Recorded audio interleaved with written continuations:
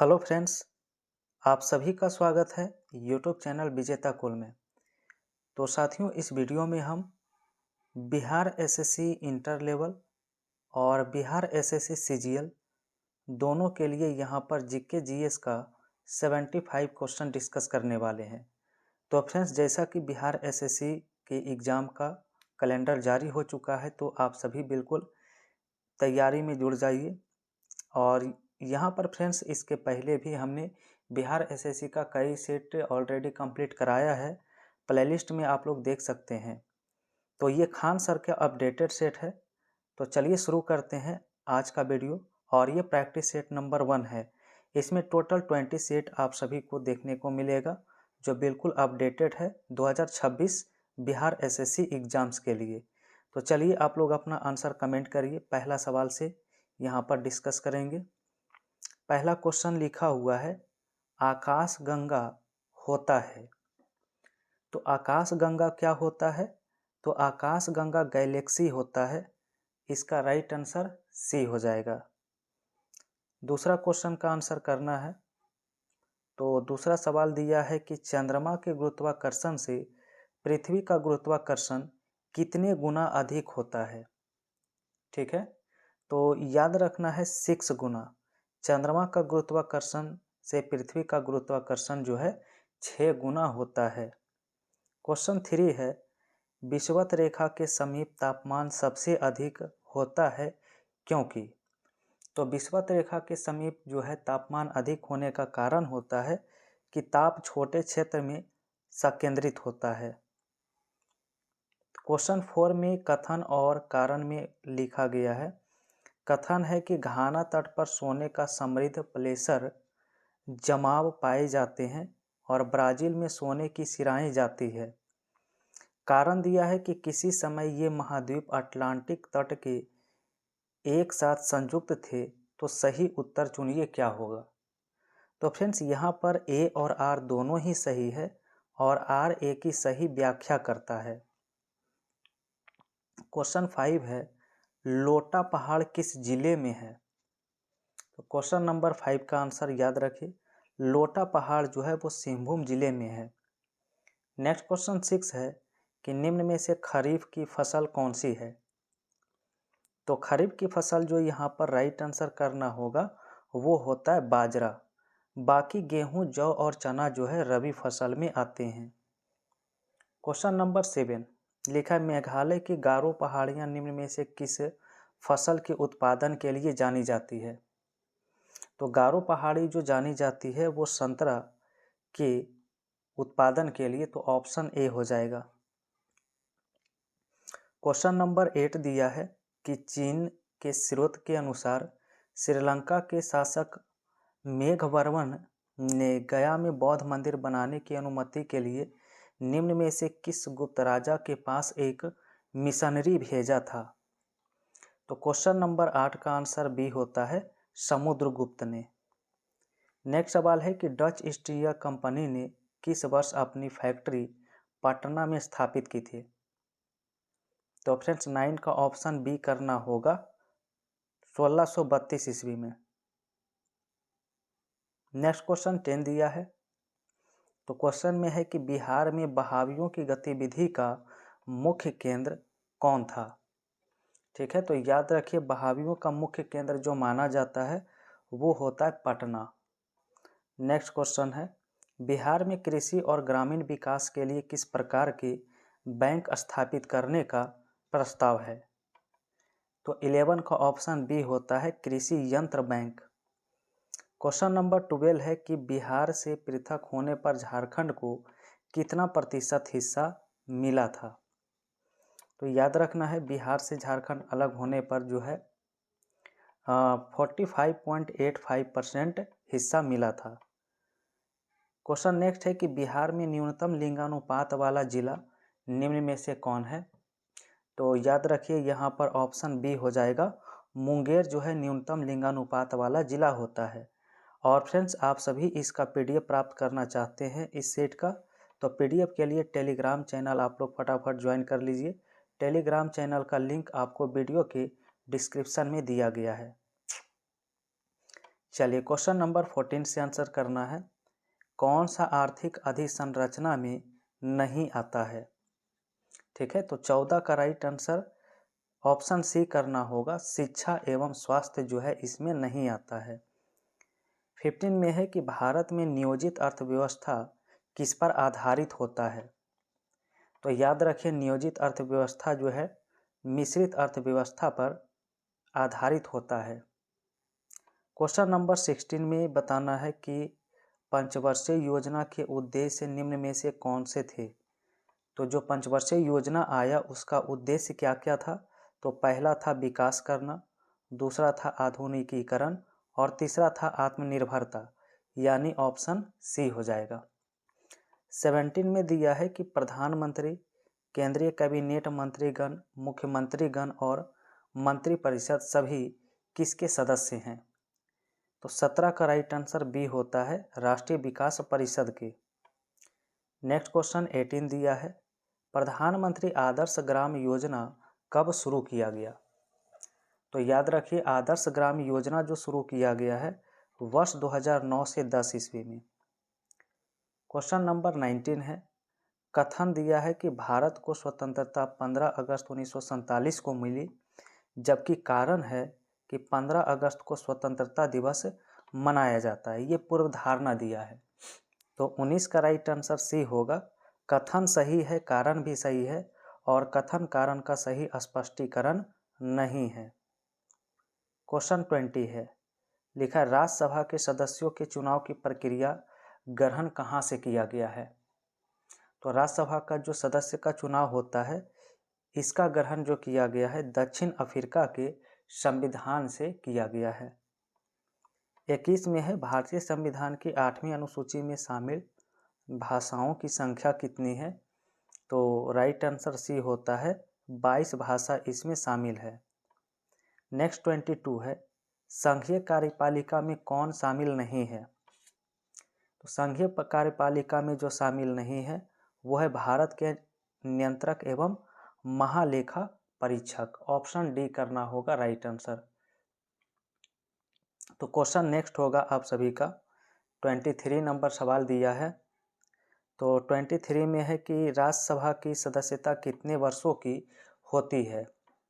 तो यहाँ पर राइट आंसर सी करना होगा 6 वर्ष। क्वेश्चन 24 दिया है, न्यायिक पुनरावलोकन का अर्थ है कि सर्वोच्च न्यायालय।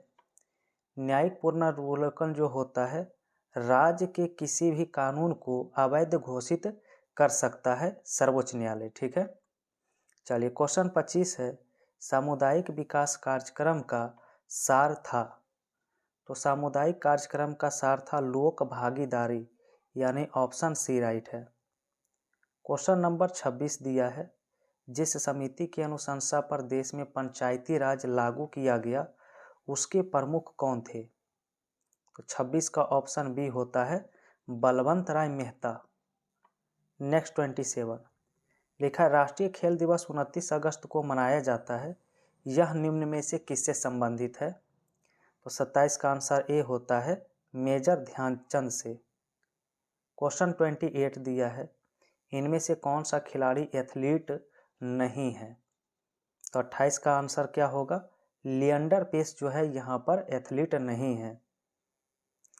डॉक्टर राजेंद्र प्रसाद भारत रत्न पाने वाले में से एक थे, यानी राजेंद्र प्रसाद को भारत रत्न कब दिया गया?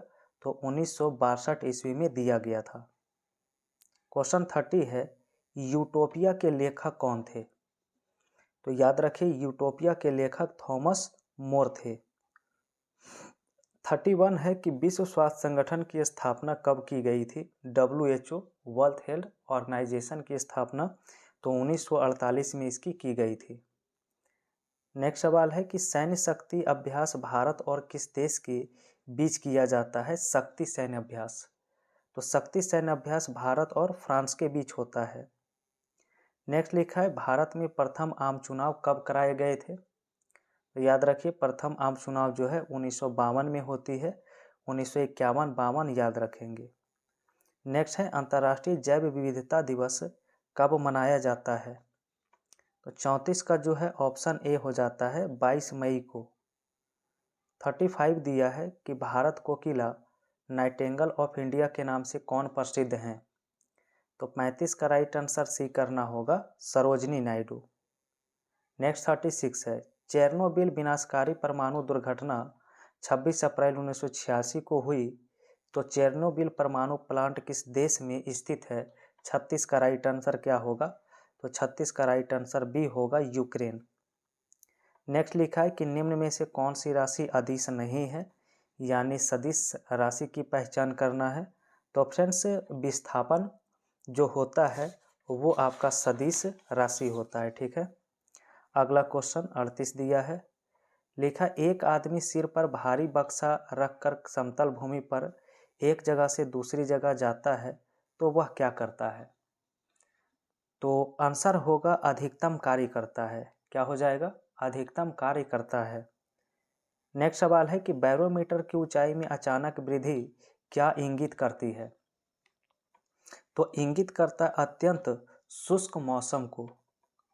नेक्स्ट 40 नंबर क्वेश्चन है, जब कोई वस्तु पानी में डुबोई जाती है तो उसके भार में कमी किसके बराबर होती है। तो कमी जो होती है वो उसके द्वारा हटाए गए द्रव्य की मात्रा के बराबर होती है।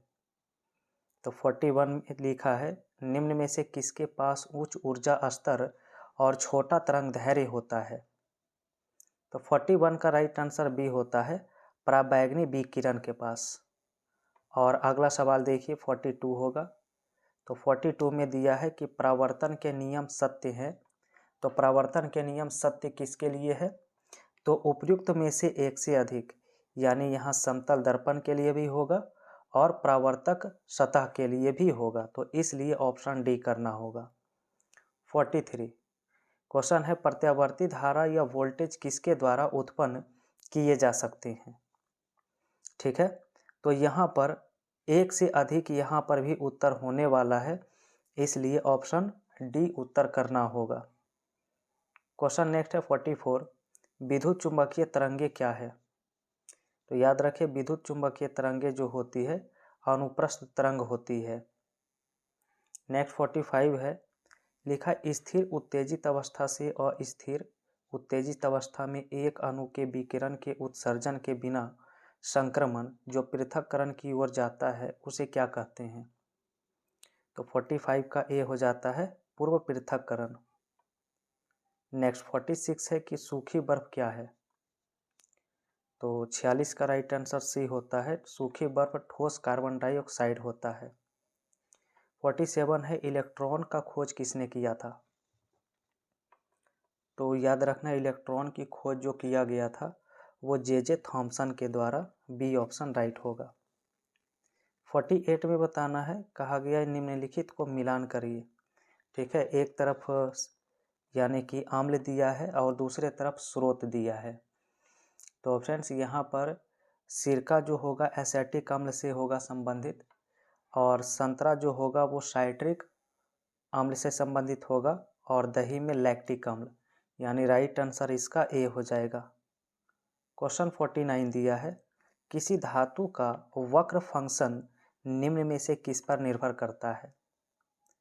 तो धातु का वक्र जो फंक्शन दिया है इनमें से एक से अधिक पर निर्भर करता है, आंसर इसका डी हो जाएगा। 50 है कि निम्न में से कौन सी धातु नहीं है। तो 50 का राइट आंसर डी हो जाएगा। ठीक है, तो यहाँ पर धातु नहीं है, ऑप्शन नंबर डी में फास्फोरस। 51 है कि सोल्डर किसका अयस्क का मिश्रण होता है। तो सोल्डर जो होता है सीसा और टीना का। क्वेश्चन 52 है कि किण्वन प्रक्रिया में निम्न में से कौन सहायता करता है। तो याद रखना, किण्वन प्रक्रिया में किण्वकों को मिलाना यहाँ पर राइट आंसर होगा। 53 में है कि राइबोसोम का बताइए मुख्य कार्य क्या होता है। तो राइबोसोम का कार्य होता है प्रोटीन का संश्लेषण करना। नेक्स्ट 54 होगा, पौधे एवं पशु कोशिकाओं में अंतर निम्न में से किस संरचना से स्पष्ट होता है। 54 का आंसर बताना है। तो 54 का राइट आंसर डी हो जाएगा। यहाँ भी एक से अधिक आंसर इसके लिए करना होगा। 55 है कि मानव में क्रोमोसोम की संख्या कितनी होती है। तो क्रोमोसोम की संख्या यहाँ पर जो है ऑप्शन डी करना होगा। ठीक है, बी या सी दोनों होगा, या तो 46 या 23 जोड़ी। 56 में है कि लैंगिक जनन में कौन सा कोशिका विभाजन होता है। तो 56 का राइट आंसर बी हो जाएगा, इसमें अर्धसूत्री विभाजन होता है। क्वेश्चन नंबर 57 दिया है, जैविक सिस्टम में रासायनिक क्रिया की प्रक्रिया को तेज करने में उत्तरदायी पदार्थ कौन सा है। तो 57 का राइट आंसर सी हो जाएगा, एंजाइम। नेक्स्ट लिखा है, नवीनतम द्वितीयक जाइलम इनमें से किस में पाया जाता है। तो द्वितीयक जाइलम जो पाया जाता है वो संवहनी एधा के ठीक अंदर। नेक्स्ट सवाल है कि दांतों में क्या होता है। दांत में क्या पाया जाता है, तो याद रखिए दांत में जो है कैल्शियम पाया जाता है। क्वेश्चन नंबर 60 दिया है कि मनुष्य में गुर्दे को मूत्राशय से जोड़ने वाली नलिका क्या कहलाती है। तो इसे हम लोग मूत्र वाहिनी कहेंगे, ऑप्शन नंबर बी में। अब 61 में देखिए सूची 1 और सूची 2 दिया है जिसे मैच करना है। तो फ्रेंड्स यहाँ पर सेरिबेलम का संबंध जो है चलने, खड़े होने, संतुलन आदि से संबंधित है। हाइपोथैलेमस का संबंध ताप नियंत्रण से होता है। सेरिब्रम का संबंध बुद्धि, चेतना आदि से होता है। और मेडुला एब्लंगेटा जो है उल्टी का नियंत्रण, यानी इसका बी ऑप्शन राइट होगा। क्वेश्चन 62 दिया है, किसका वैज्ञानिक नाम होमो सेपियंस है। तो होमो सेपियंस नाम होता है मॉडर्न मानव का, आधुनिक मानव का। नेक्स्ट 63 है कि भारत की पहली स्वदेश एंटी रेडिएशन मिसाइल का नाम बताइए क्या है। तो 63 का आंसर जो है डी करना होगा, रुद्रम होता है राइट आंसर। क्वेश्चन 64 दिया है कि राष्ट्रपति द्रौपदी मुर्मू ने राफेल विमान उड़ान भरकर कौन सी अनूठी उपलब्धि हासिल की है। तो 64 का बी हो जाएगा, भारतीय वायुसेना के 2 लड़ाकू विमानों में उड़ान भरने वाली पहली राष्ट्रपति बनना। क्वेश्चन 65 दिया है, 8वें केंद्रीय वेतन आयोग के अध्यक्ष किसे नियुक्त किया गया है। 65 का आंसर, तो 65 का आंसर सी होगा, रंजना प्रकाश देसाई। नेक्स्ट लिखा है, जम्मू कश्मीर में 1872 में दरबार मूव की परंपरा किस डोगरा शासक ने शुरू किया था। तो 66 का राइट आंसर सी होगा, महाराजा रणवीर सिंह। नेक्स्ट 67 है, लिखा न्यूयॉर्क स्थित प्रकाशन ग्लोबल फाइनेंस द्वारा लगातार 16वें वर्ष एशिया में सबसे सुरक्षित बैंक किसे नामित किया है। तो इसका आंसर होता है डीबीएस बैंक। क्वेश्चन 68 दिया है, केंद्रीय वित्त मंत्री निर्मला सीतारमण ने किसान प्रशिक्षण एवं सामान्य सुविधा केंद्र का उद्घाटन कर्नाटक के किस गांव में किया। तो 68 का आंसर बी करना होगा, मेथागल में। क्वेश्चन 69 है कि वर्ष 2025 में लखनऊ को यूनेस्को के किस रचनात्मक शहर श्रेणी में शामिल किया गया। 69 का डी हो जाता है, रचनात्मक पाककला का शहर। और अगला सवाल 70 नंबर लिखा है, कैमरून के राष्ट्रपति पॉल बिया ने 92 वर्ष की आयु में फिर से चुनाव जीतकर कौन सा विश्व रिकॉर्ड बनाया है। तो फ्रेंड्स 70 का आंसर बी होगा, सबसे वृद्ध कार्यरत राष्ट्रीय अध्यक्ष। क्वेश्चन 71 दिया है कि बिहार विधानसभा चुनाव 2025 के नतीजों के बाद नीतीश कुमार ने किस तारीख को रिकॉर्ड 10वीं बार मुख्यमंत्री की पद की शपथ लिया। 71 का आंसर सी होता है, 20 नवंबर 2025 को। नेक्स्ट सवाल है, सिडनी ओलंपिक हॉकी में भारत को कैमा स्थान मिला। तो 72 का राइट आंसर सी होता है, 7वां। नेक्स्ट 73 दिया है, 1983 में प्रूडेंशियल विश्व कप जीतने के लिए भारतीय क्रिकेट टीम द्वारा पराजित वेस्टइंडीज टीम का कप्तान कौन था। तो 73 का ऑप्शन बी होता है, क्लाइड लॉयड। 74 दिया है कि माहिष्मती किसका पुराना नाम था। ठीक है, माहिष्मती, तो माहिष्मती जो है मधुबनी का पुराना नाम था। ठीक है, और आज का अंतिम प्रश्न 75 होगा। लिखा है सवाल में कि भारतीय कला में स्तूप, चैत्य और विहार का निर्माण निम्न में से किससे संबंधित है। तो इस सवाल का आंसर आप लोग कमेंट करके बताइए ठीक है, इस सवाल का आंसर आप लोग फटाफट बताइए कौन सा ऑप्शन राइट होगा। ठीक है, स्तूप, चैत्य और बिहार किस धर्म से है। तो फ्रेंड्स, बिहार एसएससी का कैलेंडर जारी हो चुका है।